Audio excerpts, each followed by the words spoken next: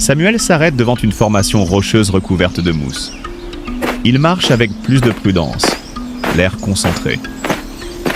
Il ne parle plus à lui-même à voix haute, mais ses yeux vifs scannent les environs. Il en sort une vieille carte un peu froissée de son sac à dos.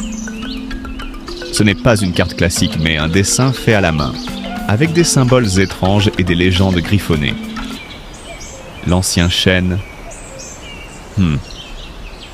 D'après les vieilles histoires de papy, c'est censé être par ici.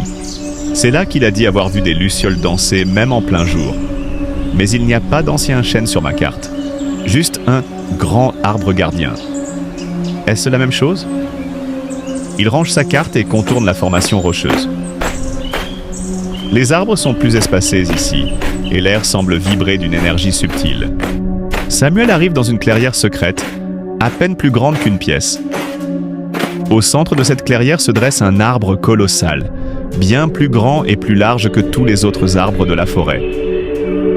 Son tronc est tordu, noueux, et semble gravé de motifs naturels qui ressemblent à des spirales et des symboles. Le soleil couchant éclaire sa canopée, donnant l'impression que ses feuilles brillent d'une lumière intérieure. Samuel reste bouche bée. Wow, papy n'a jamais parlé de ça. C'est magnifique. C'est le plus grand arbre que j'ai jamais vu. Il s'approche lentement, pas à pas, comme s'il craignait de faire fuir quelque chose. La lumière autour de l'arbre est plus intense, et Samuel jure sentir une douce chaleur émaner du tronc. En s'approchant, il remarque que les motifs sur le tronc ne sont pas de simples marques naturelles. Samuel tend une main hésitante vers le tronc. Samuel, murmurant. C'est ce dont je rêvais. Les arbres, ils sont bien plus que ça.